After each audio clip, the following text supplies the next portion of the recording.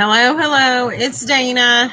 Earlier, I did a video and I had been discussing these bingo cards that I found, and they're older antique bingo cards. And so I thought I would make a journal out of them. I made a little charm, much like my son's Andrews. And I'll go over my son's. Um, this was on my Instagram, but I gave him a Scrabble piece, some dice, some Monopoly Hotel and a house. Thank you, Sue, for those. She sent me those. Then some checkers, some Legos, some sorry people. A bowling pin, he loves bowling. Dominoes, he loves dominoes, and some poker chips. He loves games, period. He was always the enthusiast about family game night. If I told him we were going to have game night when the chores were done, the kid would vacuum the whole house. He just was always very enthusiastic about that. My sorry piece is about to fall off of here because I have a jump ring not closed up, I just realized.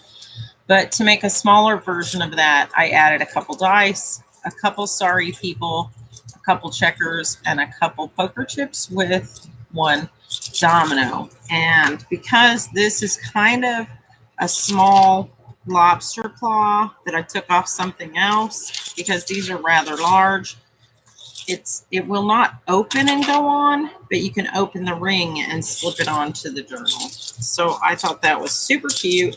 Oh, I forgot. I also have the rope from the Clue game that I made into a charm. That's all. Okay, so this is what I did to the bingo book. On the inside front cover, I covered the front and the back with tickets, library pocket, and a library card.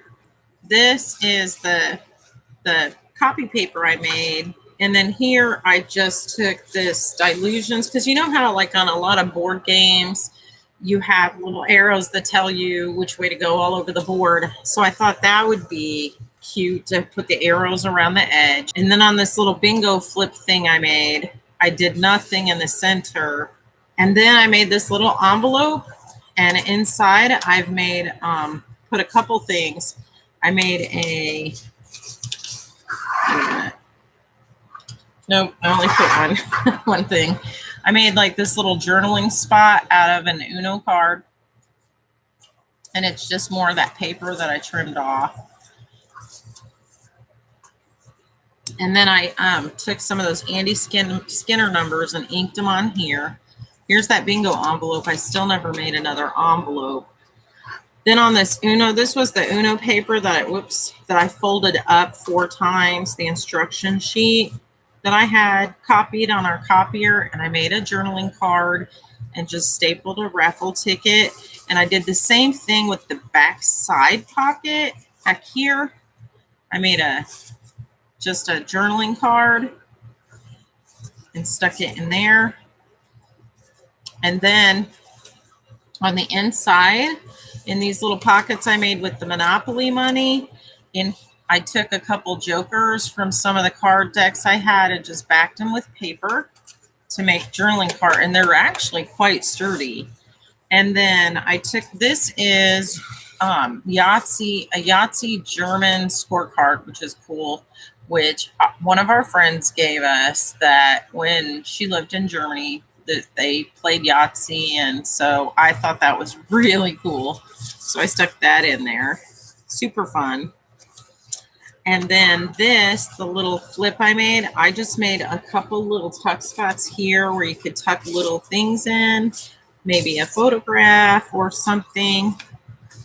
Then on this page, I made a little banner flip with just some dice, some of the paper that I had trimmed off, and put it on this bingo card. This bingo card was here more for stability of the book, so I wanted to just kind of decorate it. And then on here, I made a head pin with a bunch of little dice beads and attached it to this what do you call it? Paper clip. It's like a mini binder clip. Then on the back, because it was plain, I just glued a couple of those tokens from left, right, center. On this page, I left it where you could post a picture or write on it, and I just glued a couple little miniature playing cards on there. And then On the inside, I took the top and the bottom of the Jack card and rounded all the edges except this corner and glued him on to make tuck spots. And then this is in a deck of cards. They're always trying to sell you something. So this is the bridge teaching book you can buy. And then, people that are serious card players will quote the Book of Hoyle. And the Book of Hoyle tells you the rules to euchre and poker and pinochle and bridge and all that. Oh, I forgot. One of those jacks back here is from a pinochle deck. So if you look, this one says Hoyle, and this is a regular deck of cards, and this says pinochle at the top, and this is from a pinochle deck. So I forgot to point that out. I thought that was kind of cool that it said pinochle on it. Okay, then on the back, I took a clue card. This was Professor Plum and then I took this little scorecard where you can write your list of suspects and the weapon and the room for the game of Clue. So I thought that was fun. And I had included, on the charm, I had included the rope from the Clue game. So I thought I had to put some Clue ephemera in. So then on this card, as you remember, we folded it in half. So I used an Uno card to make a pocket for these cards. And you can write on the back, there's a chance card for Monopoly and a property card. And on the back, there's a community chest card and another property card for St. James Place. So I thought that was cute. Again, the pocket is made out of an Uno card.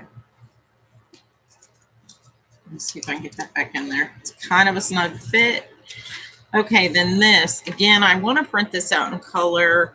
I love the Trivial Pursuit code card. It's really pretty. It's got all the colors on it. Here, I just made a little tuck spot for this $100 bill. Later, we're going to go craft shopping with that. And then I stenciled some numbers here. Again, some of those Andy Skinner numbers over here. Then on the back, the other half of that Uno card just makes a tuck spot. Here's a Yahtzee scorecard. Inside it, I have stenciled some things very lightly. You can still write over these items. This is another Dylusion stencil and mask set, which originally I had thought I was going to do some Alice in Wonderland stuff, but I never did. But I still had this set because it was $1.49, so I stuck it in with my stencils, and I was able to use it for this, so that's good.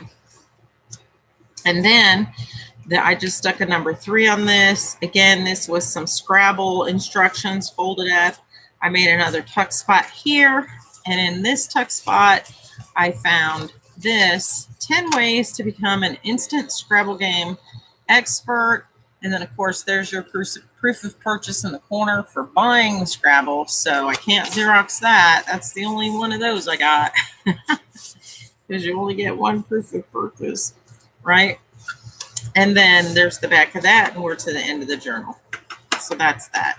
And then again, we ended it with another bingo card. So it turned out really cute. I'm pretty happy with it, with how it all came out. I love it. And Jessica Rapp inspired me to make these crazy charms.